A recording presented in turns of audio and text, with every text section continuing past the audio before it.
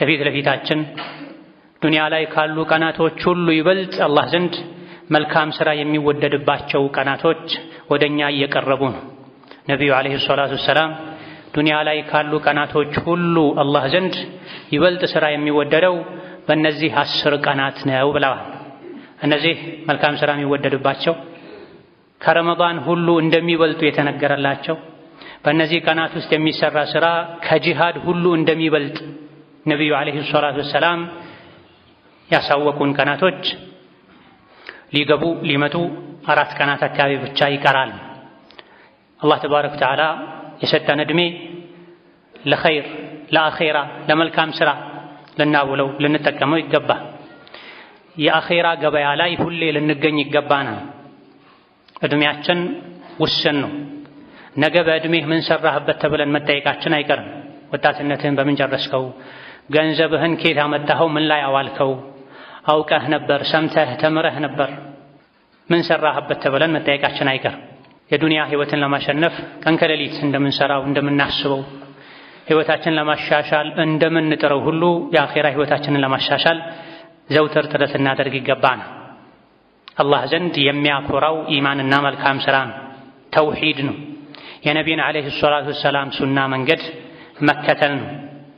በእነዚህ ቀናት ኸይር ሥራ የሠራ ሰው በጠቅላላ በህይወቱ መልካም ሥራን የሠራ ሰው ነገ አላህ ዘንድ ተባረከ ወተዓላ ሲቀርብ ይኮራል፣ ይደሰታል።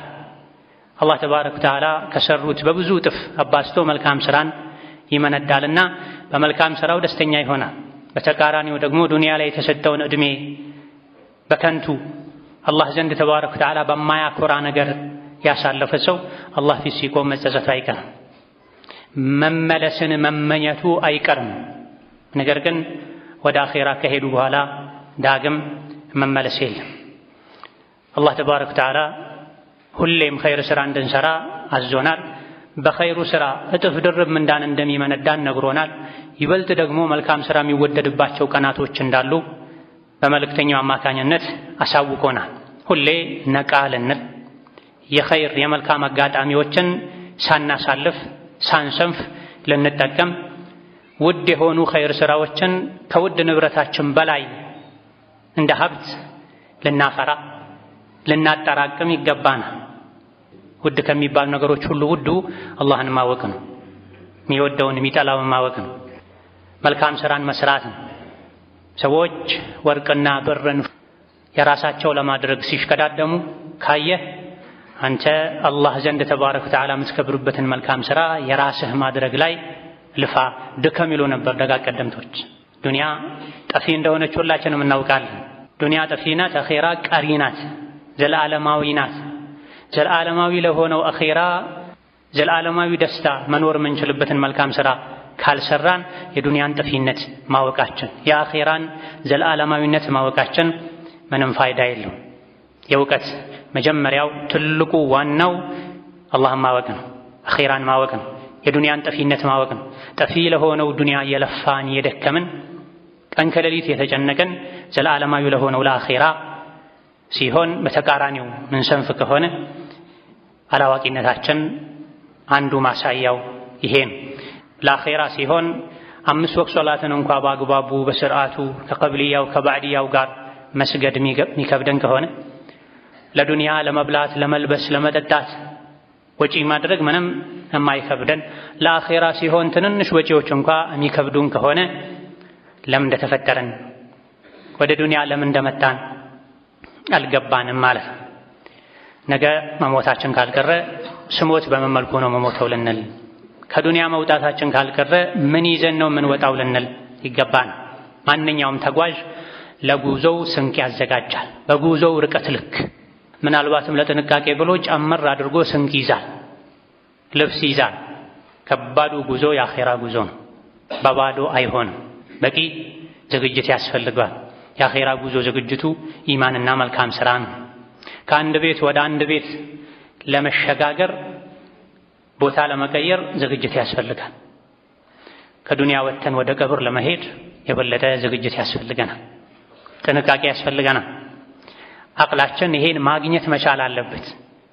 ዱንያ ላይ የምኖረው ለጥቂት ጊዜ ነው፣ አንድ ቀን ከዱንያ መውጣት አይቀርም፣ ከምድር ላይ መኖር ቀርቶ ከምድር ስር መቀበሬ አይቀርም።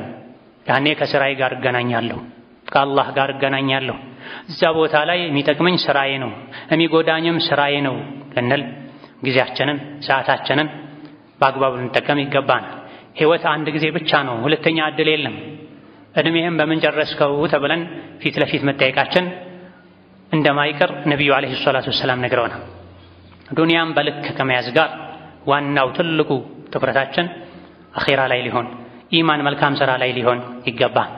መልካም ስራ ለዱንያም ለአኺራም ነው የሚጠቅም። መልካም ስራን መስራት፣ ወንጀልን መተው ለአኺራ ብቻ አይደለም ለዱንያም ጭምር ነው የሚጠቅም። ኸይርን ስራ የሚሰራ ሰው በሁለቱም ዓለም ደስተኛ ይሆን። አላህን የሚያስቆጣ ሸይጣንን የሚከተል ስራው ወንጀል የሆነ በዱንያም በአኺራ ሰላም ያጣል፣ ደስታን ያጣል። ቃለ አላሁ ተዓላ ማ ዒንደኩም የንፈዱ ወማ ዒንደ አላሂ ባቅ ወለነጅዚየነ አለዚነ ሰበሩ አጅረሁም ቢአሕሰኒ ማ ካኑ ያዕመሉን መን ዐሚለ ሷሊሐን ሚን ዘከሪን አው ኡንሳ ወሁወ ሙእሚን ፈለኑሕየነሁ ሐያተን ጠይበህ ወለነጅዚየነሁም አጅረሁም ቢአሕሰኒ ማ ካኑ ያዕመሉን ይላል። እናንተ ዘንድ ያለ ነገር ሁሉ ያልቃል ይላል አላህ ተባረከ ወተዓላ። ገንዘብ ያልቃል፣ ሀብተ ንብረት ያልቃል፣ ስልጣን ያልቃል፣ ልጆች፣ ቤተሰብ ያልቃል። ዱንያ ላይ ያለ ነገር በሙሉ የሚያልቅ ነው ይላል። ወማ ዒንደ አላሂ ባቅ፣ አላህ ዘንድ ያለው ደግሞ ጀዛ ቀሪ ነው፣ ዘላለማዊ ነው። እኛ ዘንድ ያለ ነገር ሁሉ አላቂ ነው። ይህ ሲቀር ተብሎ ተነጥሎ የሚወጣም የለም። ማ ዒንደኩም እናንተ ዘንድ ያለ በሙሉ አላቂ ነው፣ ጠፊ ነው ይላል። ምን ለፋለት ምን ደክምለት ስጋችን አካላችን ሳይቀር ነፍሳችን ሳትቀር ዱንያ ላይ ታልቃለች። የሆነ ጊዜ ላይ እገሌ መባሉ በስም መጠራቱ ቀርቶ ጀናዛ የሚባልበት ከዱንያ ጠፍቶ ረሒመሁላህ ሞተች እኮ የምንባልበት ጊዜ ይመጣል። እኛም አላቂ ነን፣ ዱንያ ራሷ አላቂ ናት። ዱንያ ውስጥ ያለ በሙሉ ያልቃል። አላህ ዘንድ ያለ ነው ማያልቀው። ምንድን ነው እኛ አላህ ዘንድ አለን የምንለው? መልካም ስራችን ነው። ከሞትን በኋላ የምንታወሰበት መልካም ስራ ሊኖረን ይገባል። በየአይነቱ እንደ አቅማችን። መልካም ስራ ከብር ከገንዘብ ጋር ብቻ የተያያዘ አይደለም። በጉልበታችን፣ በጊዜያችን፣ እንደ አቅማችን፣ እንደ ሁኔታችን አላህ ዘንድ ሊቀመጥልን የሚችል አላህ ዘንድ ደረጃ ሊያሰጠን የሚችል የአኼራን ህይወት አስደሳች ሊያደርግልን የሚችል መልካም ስራ ሊኖረን ይገባል። ማ ዒንደኩም የንፈድ ወማ ዒንደ አላሂ ባቂን ወለነጅዚየነ አለዚነ ሰበሩ አጅረሁም። እነዚያ ዱንያ ላይ የታገሱ፣ በአላህ ማመን ላይ የታገሱ፣ መልካም ስራ መስራት ላይ የታገሱ፣ ወንጀልን ለመተው የታገሱ፣ በህይወታቸው ሙሲባ ሲደርስባቸው የታገሱ ሰዎችን ምንዳቸውን ይሰሩት ከነበረው በተሻለ መልኩ እንመነዳቸዋለን ይላል። መልካምን ስራ የሰራ ወንድም ይሁን ሴት አማኝ እስከሆነ ድረስ በአላህ አምኖ ነቢዩ ዓለይሂ ሰላቱ ወሰላም በሰሩት መልኩ ሱናውን ተከትሎ መልካም ስራን የሰራ ሰው በዱንያ መልካም ህይወትን እናኖረዋለን ይላል። ምንድን ነው የዱንያ መልካም ህይወት? በቀደር ማመን፣ መረጋጋት፣ አላህ ያለው ይሆናል ማለት የዱንያ መልካም ህይወት ይባላል እንጂ የፈለጉትን መብላት፣ የፈለጉትን መልበስ፣ የፈለጉትን አይነት መጓጓዣ መጠቀም ማለት አይደለም። ይሄ ሊገኝም ላይገኝም ይችላል። መልካም ህይወት የሚባለው ዱንያ ላይ ሁሉ ነገር አላህ እንዳደረገው ነው የሚሆነው። በቀደር አምናለሁ፣ በአላህ ውሳኔ ደስተኛ ነኝ ብሎ አምኖ አላህ የወሰነለትን ነገር በደስታ ተቀብሎ የሚኖር ሰው መልካም ህይወትን ኖሯል ይባላል። በአላህ የሚያምን ሰው፣ በቀደር የሚያምን ሰው ለነገ አይጨነቅም። ትናንት ሆኖ ባለፈው አይቆጭም። ቁጭቱ ነገን ለማስተካከል የሚረዳው የሆነውን ያክል እንጂ። በአላህ ያመነ መልካም ስራ የሰራ ወንድም ይሁን ሴት መልካምን ህይወት፣ ጥሩን ህይወት እናኖረዋለን በዱንያ። አኼራ ላይ ደግሞ ይሰራው ከነበረው ዱንያ ላይ ይሰራው ከነበረው በተሻለ መልኩ የመልካም ስራውን ውጤት እንሰጠዋለን ይላል። ኢዘን በአላህ ማመን፣ በቀደር ማመን በዱንያ ህይወትም ሰላምን፣ መረጋጋትን እንዲያገኙ ያደርጋል። አኼራ ላይ ደግሞ እጥፍ ድርብ የሆነ የመልካም ስራ ምንዳን ያስገኛል። ወለዚነ አመኑ ወዐሚሉ ሷሊሓት ሰኑድኺሉሁም ጀናትን ተጅሪ ሚን ተሕቲሃ አልአንሃሩ ኻሊዲነ ፊሃ አበዳ። እነዚያ በአላህ ያመኑ ትክክለኛን ኢማን፣ በቁርአን ያመኑ፣ በመልእክተኛው ያመኑ መልካም ስራዎችንም የሰሩ ጀነት እናስገባቸዋለን። ከበስተስሮቿ ብዙ አይነት ወንዞች የሚፈሱባት ጀነት ለዘላለም በደስታ በሰላም በምቾት በድሎት ይኖራሉ። ይሄ የአላህ ቃል ነው። አላህ ቃሉን አያፈርስም ይላል። ጀነት የሚገኘውም በመልካም ስራ ነው፣ በኢማን ነው፣ በጽናት ነው። አኼራ ላይ ጀነት የሚገባ ሰው ዱንያ ላይም ህይወቱ የጀነት ይሆናል፣ ይረጋጋል፣ ደስተኛ ይሆናል፣ ሰላምን ያገኛል። እዚህ ዱንያ ላይ የኢማን ጀነት ውስጥ ያልገባ ሰው አኼራ ላይ ጀነትን አያገኝም ተብሏል። ለይሰ ቢአማንይኩም ወላ አማንይ አህሊል ኪታብ፣ መዳን በእናንተ ምኞትም አይደለም፣ በአህለል ኪታብ በአይሁድና በነሷራ ምኞትም አይደለም። የሰው ልጅ የሚድነው በምኞቱ አይደለም፣ በፍላጎቱ አይደለም። መዳን መክሰርም ከስራ ጋር የተያያዘ ነውና መን ያዕመል ሱአን ዩጅዘ ቢሂ፣ መጥፎን ስራ የሰራ ሰው ዋጋውን ያገኘዋል። ከስራው መፈናፈኛም አያገኝም፣ ማምለጫም አያገኝም። የሰራው ስራ አላህ ዘንድ ተመዝግቦ ተቀምጦ ያገኘዋል ይላል።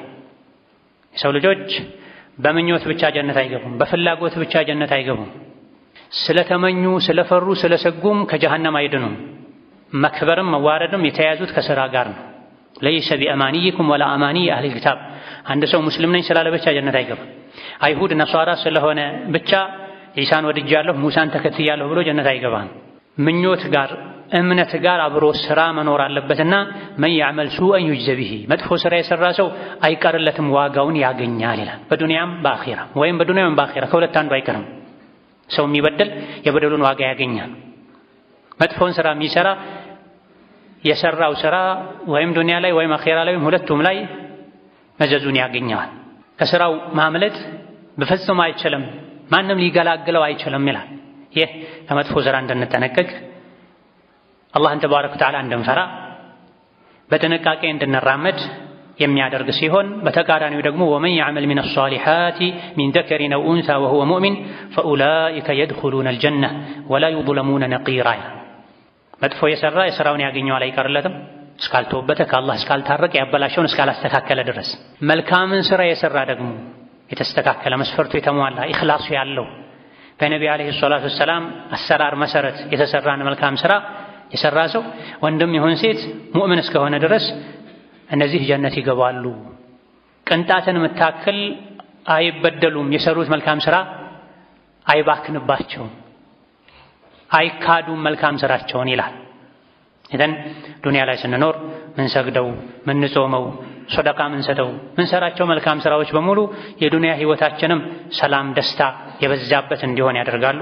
ነገ ደግሞ አላህ ፊት በምንቆምበት ጊዜ መልካም ስራው በብዙ እጥፍ ተባዝቶ የአላህን ተባረከ ወተዓላ ውዴታ ጀነትን የሚያስገኝ ይሆናል። ይሄን እያንዳንዱ አማኝ ልብ ብሎ ሊያስብ ራሱን ሊጠይቅ ደስታ ያለው የት እንደሆነ ሊፈትሽ ይገባል። አሁን ላይ ቁሳዊነት የበዛበት ዘመን ላይ ደርሰናል። ሰዎች ደስታቸው ከቁሳቁስ ጋር የተያያዘ ሆኗል። በዛ ያለ ብር ካላቸው የሚደሰቱ፣ የሚፈልጉት አይነት ቤት፣ ምግብ፣ ልብስ ካገኙ የሚደሰቱ፣ ካልሆነ የሚከፉ፣ ህይወትን የሚጠሉ፣ አላህን የሚወቅሱ ሰዎችን በብዛት እናያለን። በዚህ መልኩ ደስታ አይገኝም። ደስታ ወደ ምስራቅ፣ አንተ ወደ ምዕራብ ትሄዳለህ። ትክክለኛ ደስታን የፈለገ ሰው ሁሌ ለአላህ ባሪያ ሊሆን፣ በሁሉም ነገር ላይ ታዛዥ ሊሆን፣ ኸይር ስራ ሊያበዛ ይገባል። ኸይር ስራ ባበዛን ቁጥር፣ ታዛዥነታችን ጎልቶ በወጣ በታየ ቁጥር ልባችን ውስጥ ደስታ ይበዛል። ባመፀን ቁጥር፣ አላህን ባስቆጣን ቁጥር፣ ወንጀል በቀላቀለን ቁጥር ኢማናችን ሲደፈርስ የዱንያ ህይወታችን ደስታችንም ይደፈርሳል። ኢነል አብራራ ለፊ ነዒም ወኢነል ፉጃራ ለፊ ጀሒም የሚለው አንቀጽ ይህንንም ጭምር ያካትታል። ሁሌም አላህን የሚታዘዙ ሁሌም የውስጥ ደስታ አላቸው። ዱንያም ላይ ውስጣቸው ሰላም ያገኛል። ሞተው ሲቀበሩ ቀብር ውስጥም ሰላም ያገኛሉ። ቅያማ ሲቆምም ጀነት ውስጥ ለዘላለም ሰላም ያገኛሉ። በተቃራኒው ደግሞ ወኢነል ፉጃራ እምቢ ባዮች አመፀኞች ደግሞ ለፊ ጀሒም ሁሌም ጀሃነም ውስጥ ናቸው። ውስጣቸው እንደተቃጠለ ነው፣ እንደተረበሹ ነው፣ ሰላም እንደራቃቸው ነው። ማናቸው?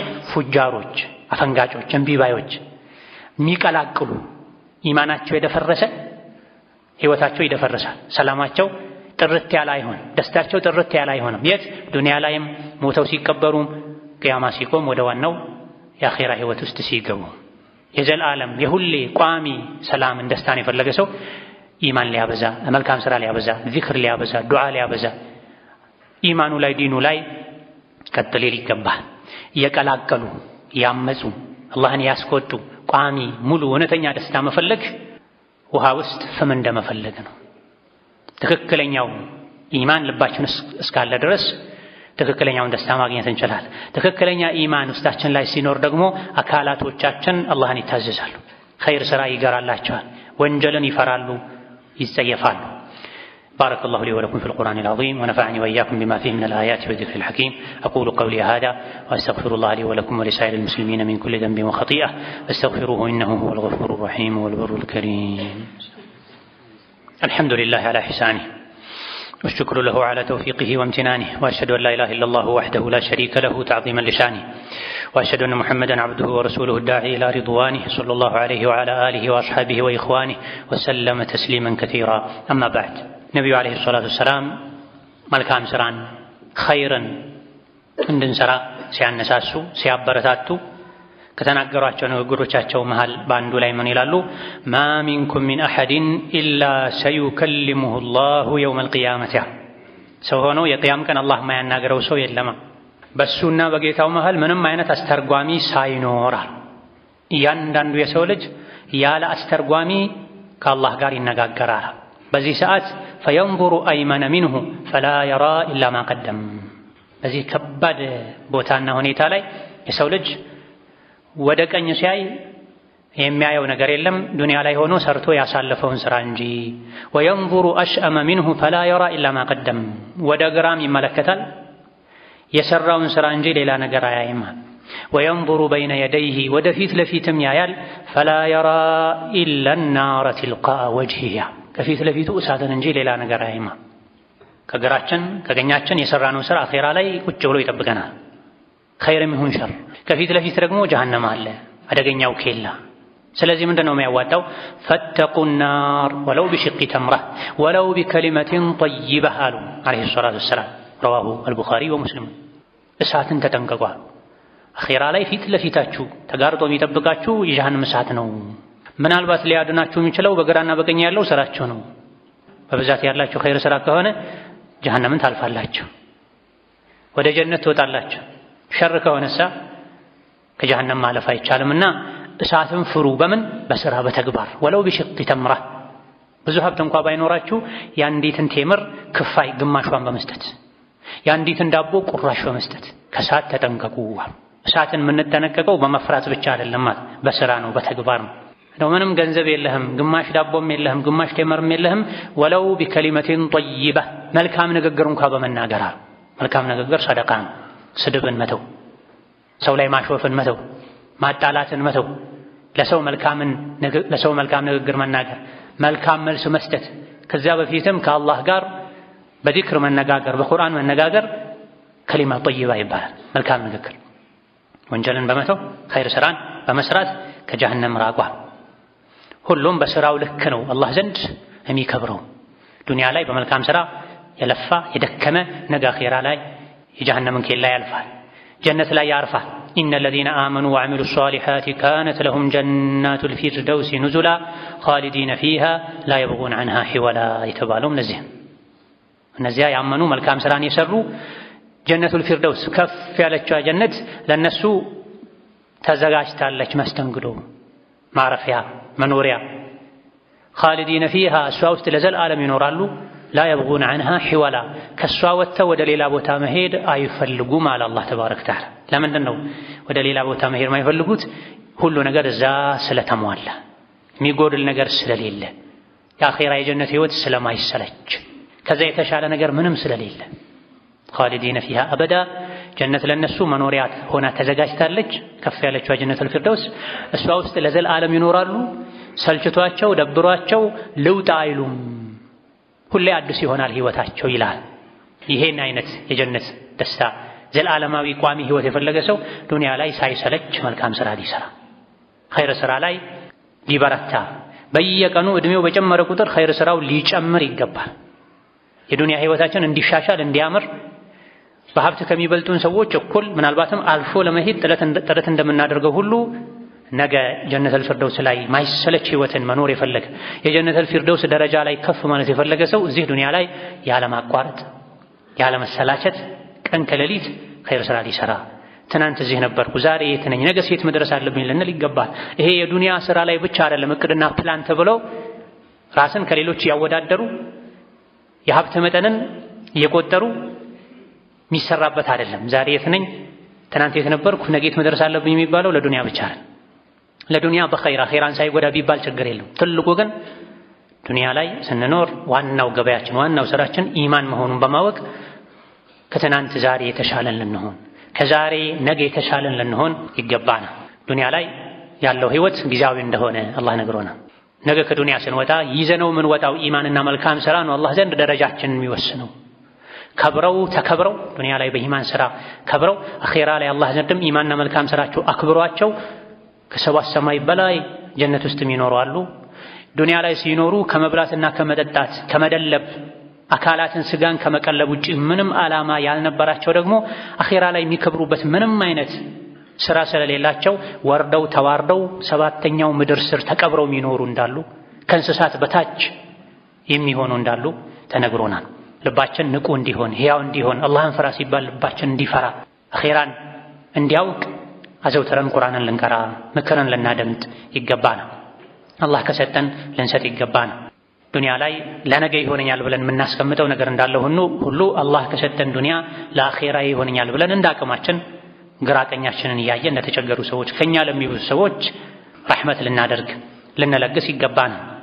አላህ ተባረከ ወተዓላ ጀነት ምንገባው በእንደዚህ አይነት ስራዎች ተጠራቅመው እንደሆነ ነግሮናል። በጾሙ፣ በሶላቱ፣ በሰደቃው፣ በዚክሩ፣ በዱዓው እቺ ትሆናለች ልታድነኝ የምትችለው እያለን ልታድነኝ የምትችለው እቺ ትሆናለች እያለን መልካም ስራን ሳንንቅ ሁሉም ኸይር ላይ እንዳቅማችን ተሳትፎ ልናደርግ ይገባናል። ኢዕለሙ አነማ አልሐያቱ ዱንያ ለዒቡን ወላህውን ወዚነቱን ወተፋኹሩን በይነኩም ወተካቱሩን ፊል አምዋሊ ወልአውላድ። ዱንያ ማለት ዕቃቃ ናት፣ ጫወታ ናት። አካላት ይጫወታሉ በዱንያ፣ ልቦች ይዘናጋሉ። ዱንያ ማለት ጌጥ ናት፣ ከጊዜ በኋላ የምትረግፍ። እናንተም የሰው ልጆች ሆይ ዱንያ ላይ በሀብት ብዛት በልጅ ብዛት ትፎካከራላችሁ። ዱንያ ማለት ልክ እንደ ዝናብ ናት፣ ልክ እንደ ውሃ ናት። ዝናብ ዘንቦ ምድር አብቅላ የዝናብ ጊዜ ሲያበቃ ደግሞ በዝናብ ሰዓት አረንጓዴ የነበረው ሁሉ ይደርቃል፣ ይሰባበራል፣ ይጠፋል። ዱንያም እንዲህ ናት፣ የሆነ ጊዜ ላይ ትጠፋለች። ዱንያ በየጊዜው እንዲህ ናት። አንዴ ማግኘት፣ አንዴ ማጣት፣ አንዴ መደሰት፣ አንዴ መከፋት፣ አንዴ ጤነኛ መሆን፣ አንዴ መታመም፣ አንዴ ማግኘት፣ አንዴ ማጣት አለ። መኖር እንዳለው መሞትም አለ። ከሞት በኋላ ግን ነገሩ ከባድ ነው። ዱንያ ሓሏ ተለዋዋጭ ነው። የአኺራው ግን ቋሚ ነው። ወይም ጀነት ነው ወይም ጀሃነም፣ ወይም ሁሌ መሰቃየት ነው ጀሃነም ውስጥ፣ ወይም ሁሌ መደሰት ነው ጀነት ውስጥ። ወፊል አኺረቲ ዐዛቡን ሸዲድ። አኺራ ላይ ብርቱ ቅጣት አለ። ለማን? ለካፊሮችና ለሙናፊቆች፣ አላህን ላመፁ ሰዎች። ወመግፊረቱ ሚነላሂ ወሪድዋን፣ ምህረትና የአላህ ውዴታም አለ፣ የሚወዱት ህይወትም አለ። ለማን? ለአማኞች፣ ለመልካም ሰሪዎች። ወመል ሐያቱ ዱንያ ኢላ መታዑል ጉሩር። ዱንያ መሸንገያ ናት፣ መታለያ ናት። አታታልላችሁ። ሕፃናት በተለያዩ ጣፋጭ ነገሮች እንደሚታለሉ ዱንያ መታታላቸው ሰዎች አሉና አትታለሉ። የሚያዋጣውን ያዙ። ምንድነው የሚያዋጣው? ሳቢቁ ኢላ መግፊረቲን ሚን ረቢኩም፣ የአላህን ምህረት የምታገኙበት ነገር ላይ ተሽቀዳደሙ፣ ወደ ጀነት ተሽቀዳደሙ። ለማን የተዘጋጀችው ጀነት? ኡዒደት ሊለዚነ አመኑ ቢላሂ ወሩሱሊህ፣ በአላህና በመልእክተኛው ላመኑ ሰዎች፣ መልካም ስራ ለሰሩ ሰዎች የተዘጋጀች ናት። ይሄን ለማግኘት ፍጠኑ ይለናል። እንዲህ አይነት መሽቀዳደም ከሚወደድባቸው ቀናቶች አንዱ የዙል ሒጃ 10 ቀናት ናቸው። እነዚህ የዙል ሒጃ 10 ቀናትን ለማግኘት 4 ቀን ገደማ ነው የሚቀረን። ተራ ቀኖች አይደሉም። ብዙ ሰዎች ለረመዳን ከፍተኛ ዝግጅት ያደርጋሉ፣ ለአሽር ለአዋኺር ከፍተኛ ዝግጅት ያደርጋሉ። ኸይር ነው። ከነዚህ ቀናት የበለጠ ኸይር ስራ የሚወደድባቸው ቀናቶች የዙል ሒጃ 10 ቀናቶች ናቸው። ነቢዩ ዓለይሂ ሰላቱ ወሰላም አላህ ዘንድ ኸይር ስራ ከመቼውም በላይ አላህ ዘንድ ውድ የሚሆነው በእነዚህ 10 ቀናት ነው። ከጂሃድም ቢሆን በእነዚህ 10 ቀናት የሚሰራ ስራ ይበልጣል። ለጂሃድ በወጣበት እዛው ህይወቱንም ንብረቱንም ይዞ ወጥቶ እዛው የቀረሰው ካልሆነ በስተቀር ብላ።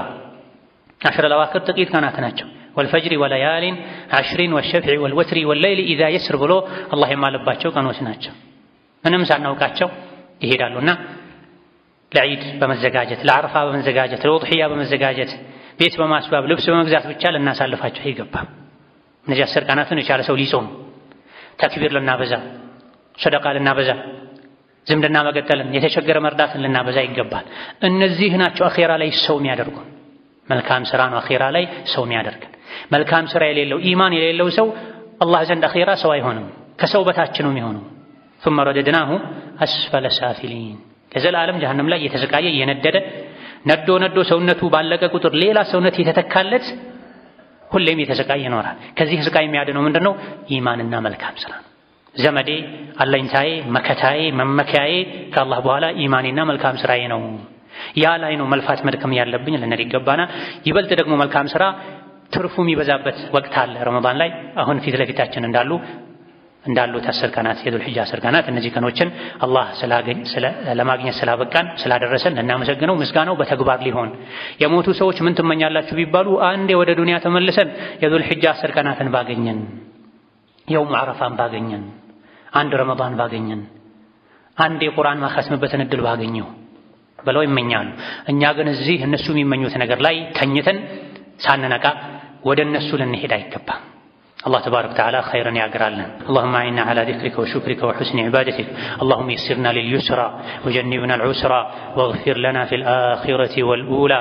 اللهم اغفر لنا ولوالدينا ولمشايخنا ولجميع المسلمين. ربنا آتنا في الدنيا حسنة وفي الآخرة حسنة وقنا عذاب النار. اللهم اغفر للمسلمين والمسلمات والمؤمنين والمؤمنات الأحياء منهم والأموات إنك سميع قريب مجيب الدعوات. اللهم احفظ صفوف المسلمين واجمع كلمتهم على الحق يا قوي يا متين. اللهم أراد بالإسلام والمسلمين شرا فاشغله بنفسه واجعل تدبيره تدميرا عليه هذا القوة المتين. ربنا آتنا في الدنيا حسنة وفي الآخرة حسنة وقنا عذاب النار. آمين والحمد لله رب العالمين وصلى الله وسلم وبارك على نبينا محمد وعلى آله.